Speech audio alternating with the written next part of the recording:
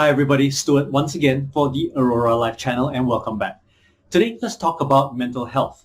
I know at the start of the year it's quite interesting that most people are not really that keen on mental health, but they're focusing on workouts, because they've had their Christmas pie, they've eaten way too much turkey and so on. But the truth of the matter is mental health is very, very important, and if you've not seen it hit the headlines in the last couple of years or so, I'm not sure what you've been reading. So let's talk a bit about mental health and where it comes from. Why is it that people are distressed? Well, largely because there is stress. And where do these stressing events take place? Is largely because of traumatic events that have taken place in their lives. Just because you're responding in a stressed out fashion doesn't necessarily mean it is because you are weak or there's something wrong with you. Instead, there are precursor elements. One of them is your heritage. So if you come from a line of people who are highly neurotic, they are focusing on a lot of their inner emotions and they can't help but blurb out negativity all the time. Chances are in that environment, you're genetically also going to get triggered to express some of your genetic potential, which is also to complain, maybe express negative views, to think about things as a form of maybe paranoia. Dr. Gabor Maté, who's a specialist in the area of addictions, trauma, and is also a medical doctor, talks about this in many of his interviews online. You can go check him out. One of the things that he highlights is that there are 5 types of wounds that take place in childhood that eventually lead us to take on certain types of behaviors that lead to certain characteristics and eventually habits. So what are these 5 types of wounds? Well, the first one is abuse. It could be physical or emotional abuse. The second one is abandonment, in which you are left to your own devices and there's no help that comes along.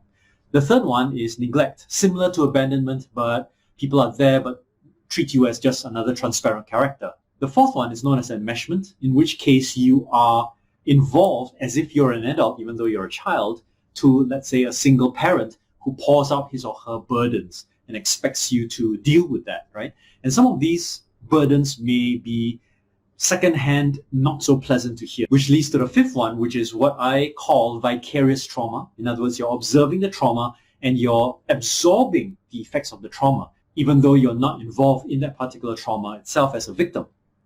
Now, what do all these traumas have in common? They create a stress trial: uncertainty, a lack of information, whether intentional or not intentional, and finally, a loss of control.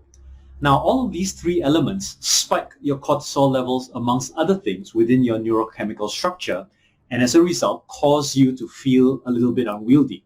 Now, we don't know yet how all of this directly translates, but there is a very high correlation in terms of people who are facing stress versus those people who are experiencing autoimmune diseases. At the same time, you come to realize that many of the stress elements lead to mental health issues, such as depression. I'm pretty sure you can see the link. Things like suicides, almost direct. Alcoholism, a form of addiction. Substance abuse disorders. Obsessive compulsive disorders. Anxiety. Now, all of these are by no coincidence related to one another. And I'm saying this largely because most people look for doctors because they think that they can give them a pill to deal with this depression. But in reality, the depression cannot be dealt with by looking at one singular neurochemical factor. In fact, there are many things that help you to sustain this, and we call this the ecology of your psyche. So if you're depressed, it could be because of 1,001 things. That firstly, it is preferable for you to be. For example, it could be preferable for you to be depressed rather than violent. And because you're depressed, you're rewarded with attention.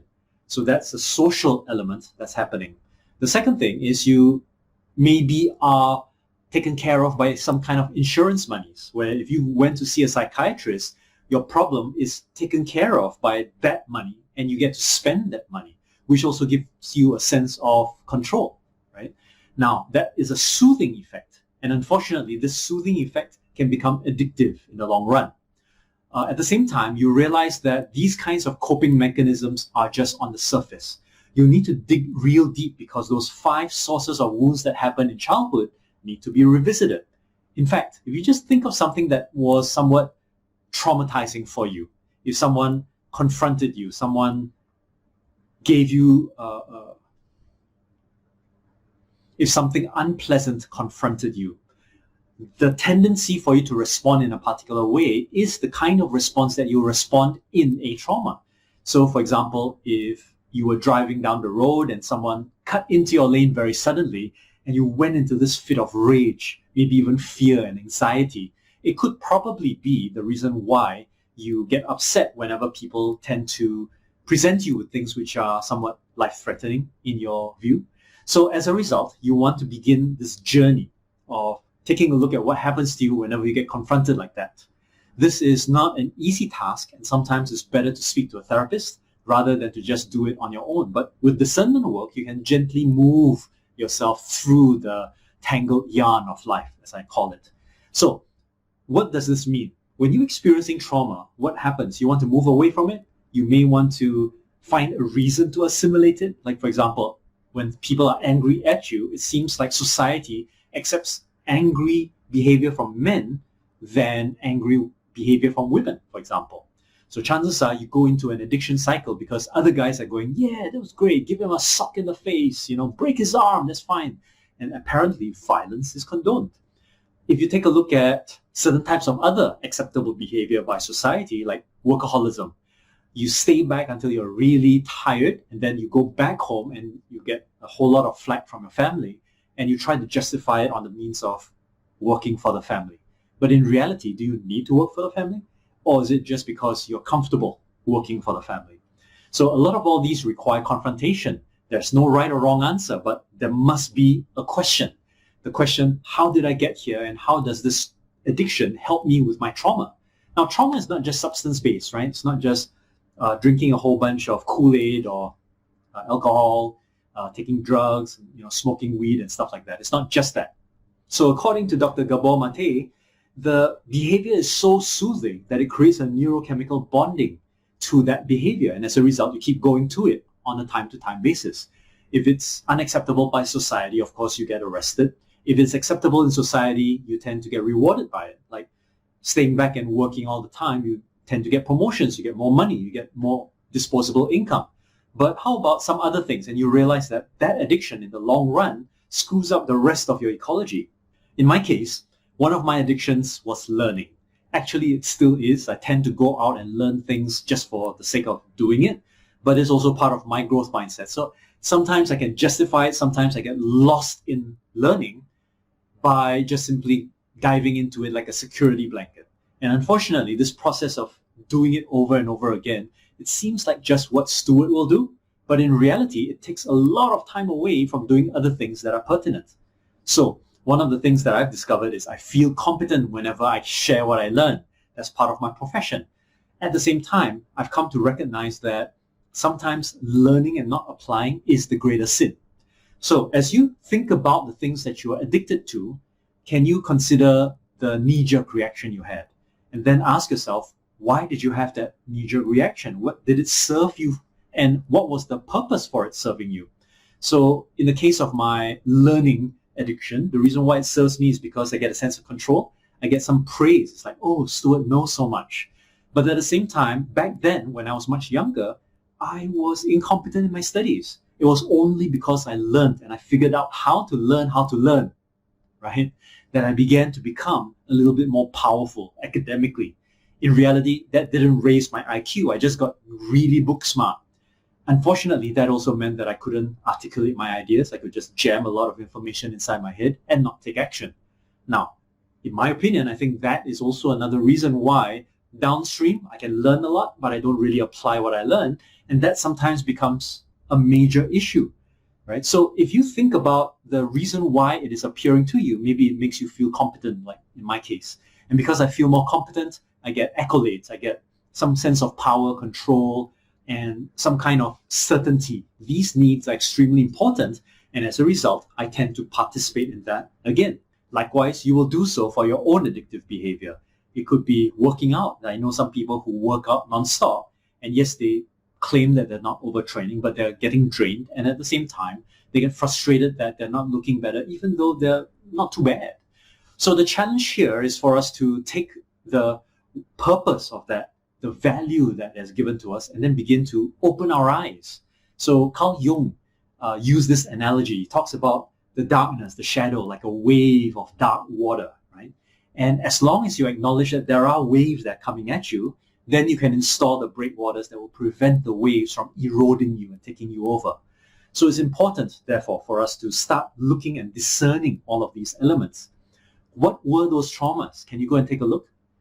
I've already cited mine. When I was much younger, I was incompetent. I was ranked at the bottom of the class because, firstly, I wasn't really bothered. Secondly, I really didn't know how to until I learned. So if you think about it, it's not really just an ancestral thing. It's not that your grandparents did something and therefore just pass it down to you epigenetically. Yes, that may be one factor. Or your mother was very stressed out while she was having you, and as a result, there was some of these. Yeah, that's one factor. But think about the environment you're in. Think about the patterns that you're repeating. That's constantly reinforcing everything, isn't it? So I remember reading something on Facebook. Someone said, looking at solutions on the inside is a myth to success, he said. Well, I'd like to challenge that, because the only way to see what is on the outside that could lead to a fruitful result is to take a look on the inside. And likewise, anything on the outside is going to trigger things that can help you to reflect on what's going on the inside so that you can become more efficient. It's like it doesn't make sense that you're only going to drive a car by looking at the engine. That's looking on the inside only. And there's no point going forward when you know that your engine is going to blow. You need to take a look at both of them at the same time. So understanding this means when you go back in time, in your mind, of course, to revisit moments where you were first wounded, you ask yourself, firstly, what do I typically do when I get into this emotional high? What is my tendency? What's my pattern of behavior? Once you recognize it, you ask, why do I do that? What does it do for me? And once you understand what it does for you, you have learned some ownership over that behavior. And then you ask yourself, where have I felt that before? So you go back and you take a look at an instance that was a wounding trauma in your earlier childhood, typically between the ages of 0 to 7. And that's where you begin to unravel. So once you're able to identify that, you begin to recognize, oh, okay, these are the dark waters. I can actually let it go. And of course, it's not an overnight thing. Sometimes it takes some time for you to overcome this by reflecting, meditating, forgiving, learning in compassion, immersing, sitting down and understanding that that singular meaning that you attach to it from much, much earlier is just one of a myriad of different kinds of meanings. I mean, yes, she betrayed you when you're 5 years old by leaving your family, but at the same time, is it about you? Because at 5 years old, you're egocentric. Is it about you, or was she so inadequate that she could only pass this trauma to you so that you could understand her trauma, right? So in a previous video, I talked about how sometimes transgenerational trauma is an inheritance. And it is through this inheritance that we begin to become stronger at what we do. So in one of my other videos, I talked a bit about how some people are successful, but they're lopsided in their success. They're so good at creating wealth that they're very poor and dysfunctional socially, or that they are really good at, let's say, their physical health, but emotionally they're a wreck. And a lot of the time it's because of the trauma. Therefore, they latch onto one area of their 12 elements. And that is where they begin to acquire resources, but they're broken in some other aspect, right? So because of this, we need to start hunting down within our life categories, which are some of these areas that we've been denying, that we've been avoiding, that if we were to confront and begin to study the pattern and follow that rabbit hole all the way down to its source, and to begin to understand that, hey, there are many ways to interpret this world. There are many meanings. That the darkness that seems to have overwhelmed us can now be embraced and integrated within ourselves, because we can now see that there was a purpose, and maybe this purpose is not needed anymore. Example, previously I was attempting to prove my competence by learning a lot. And these days, while I don't need to prove my competence, I want to learn to acknowledge incompetence so that I can learn, rather than hide behind incompetence by gathering a lot of knowledge. What about you? Perhaps it's time for you to start sitting down and acquiring greater awareness of what you felt was your default behavior during a period of trauma, crisis, and then leading you to participate in certain types of behaviors that were recurrent, that sustain a certain ecology, but it's not going to help you down the road. So explore deeply, and I look forward to seeing you in my next video. So, did you learn anything from that video? If you did, just give it a thumbs up and then click on the subscribe button and hit the notifications icon so that you and I will continue to stay in touch and I can provide you with updates whenever we have new videos.